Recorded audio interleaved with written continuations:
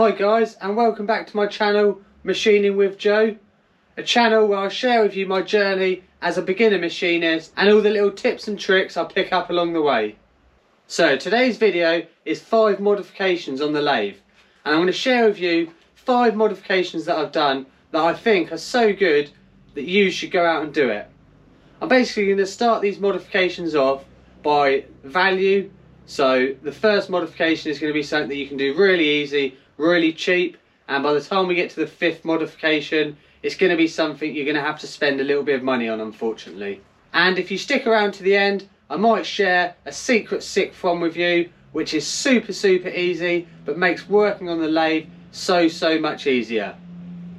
So stick around, hope you enjoy this video, and if you do, please subscribe and drop a comment below just saying what modification you found the best. So tip number 1 is really basic, and if you've got material laying around your shop, it's going to cost you next to nothing. So on the Walco WM180 lathe, to lock the carriage, originally the lock is just one of these cap headed bolts that you've got to do up and undo with an Allen key. So when I first got my lathe, I actually cut down an Allen key which fit back here, and I could do up and lock my carriage. It was so awkward and irritating to use. Eventually I'd done what I should have done from the start and made this lock to lock my carriage. So this is a really simple lock. It's just got a little lever here, and when it's over this way, the carriage is free to move, and when you pull it all the way over, the carriage then becomes locked. So this is a really easy method of locking your carriage. Obviously this is only relevant to the Walco WM180 lathe, but I'm pretty sure, looking on YouTube, a lot of other mini lathes have a really awkward lock, so it's probably something worth doing first of all. And it's really good actually, because it gets you using your machining skills, and it doesn't matter if you mess up as such, because it's only a little bit of material, and at the end of the day you're just practicing. So my number 1 upgrade on the lathe would definitely be a carriage lock of some kind. So moving on to upgrade number 2, and this is actually an upgrade that I've done a little video on, and it's these brass handles on the lathe. So it doesn't matter what material you make these out of. I went with brass just so I think it looks nice, but you could choose any material. But the thing is, where these handles are a bit larger than the originals, it just makes using the lathe so much more nicer and gives it a much better ergonomic feel. So I've actually done 3. I've done 1 down here for the carriage, 1 up here for the top slide, and 1 over here for my tailstock. And I just think having these 3 handles changed to something a little bit fatter and just something a little bit nicer feeling just makes using the lathe so much nicer.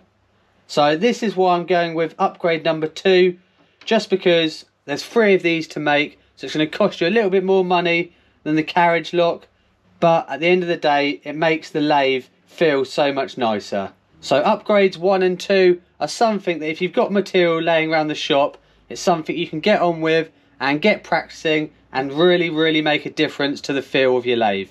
Moving on swiftly then, and this is an upgrade that I've just done recently actually, and it's modifying a digital vernier gauge to fit onto the side of my tailstock. So in a sense, this has turned a digital vernier caliper into a DRO which I can use on my tailstock. So basically how this works is, before you want to do any drilling procedure, you can turn it on, and if you just 0 that off, you now know you're at 0. Now when you start winding in for any drilling operations, the vernier caliper, or as we're now going to refer to this as the DRO, will actually measure how deep in you're drilling. So there we have it then. So this is a little bit more of an advanced upgrade than the handles and the carriage lock, just because it actually involves buying a vernier caliper that you're going to cut up and modify to fit onto your lathe, and it also involves a little bit of machining, because to mount this I had to make this collar up and also machine out part of the tailstock. But it's another really simple upgrade you can do to a lathe just to completely change the way you use it. That is upgrade number 3, and this cost me, I think it was like less than £10. So really cheap and really good upgrade to do on the Mini Lathe. So this is upgrade number 4, and this is the quick change tool post.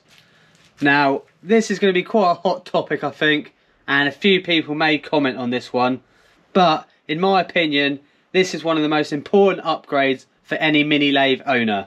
So when you first buy your lathe, chances are it's going to come with a tool post like this, and to be fair, it's fairly rigid, and obviously you can rotate it to use different tools. Now I've got 2 quick change tool posts up here, and I want to quickly go through the difference in them. So when I first bought this lathe, I bought this cheap Chinese quick change tool post, and literally as soon as I took it out of the box I thought, what the hell is that?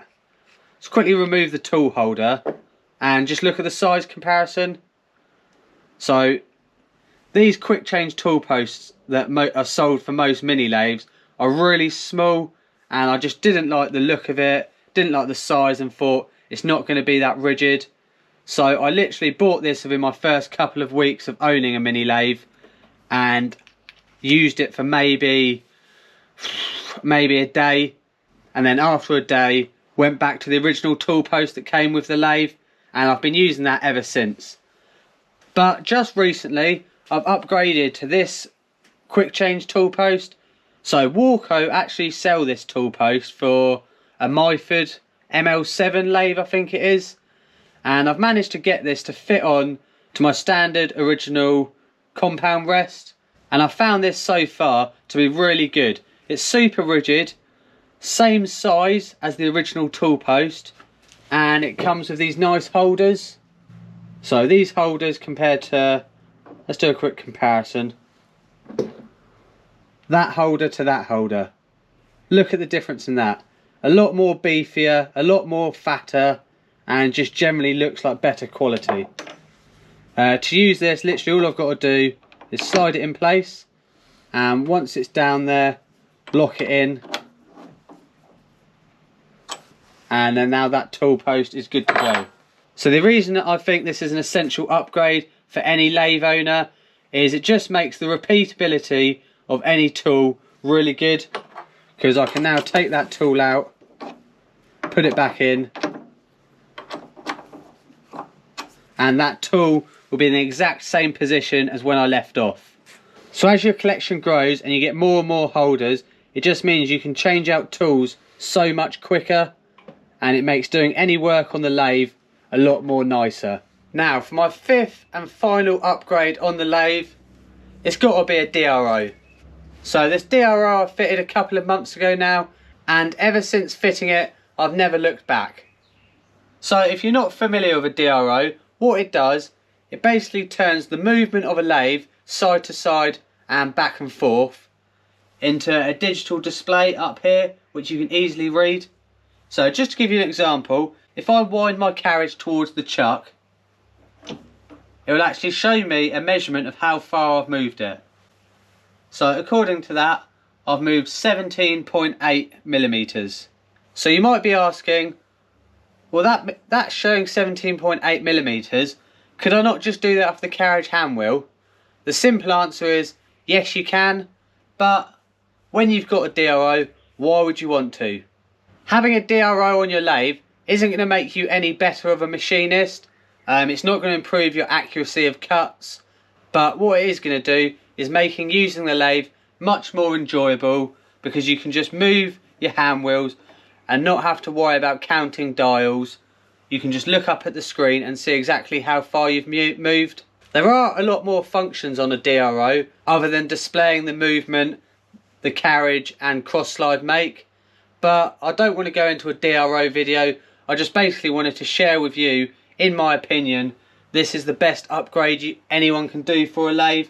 It just makes using a lathe so much more easier and enjoyable. So in a nutshell, that's the 5 upgrades that I've done to my lathe, and as promised I want to quickly go through now a sneaky 6th upgrade which is going to cost you next to no money and really help when using the lathe. So hopefully you can see this, guys, And a really quick and easy upgrade you can do on your lathe is just to extend the back plate of your lathe. So all I've done for this is I've welded a little bit of extra plate on down here, as you can see there, and just bolted it here and here. And back here at this other end, I just used a bit of aluminium bar and just to extend out from the lathe and attach here. So it's still just as rigid as when I bought it, but now it just means I've got extra room at the back to collect chips, and when I'm cleaning the lathe I can get behind here a lot easier. So I hope that wasn't too much of a disappointment for you holding off to the end of this video, but this is something that if you haven't done already, go do it now, because it's so easy to do and will make using the lathe so much better for you. There we have it then guys, 5 upgrades which you can go out right now and start doing on your lathe. And if you do those upgrades in the order that I set out in this video, it will start off by costing you next to nothing, and by the end of it, it will cost you a little bit of money, but don't get me wrong, it'll be really worth it. So I hope you've enjoyed this video.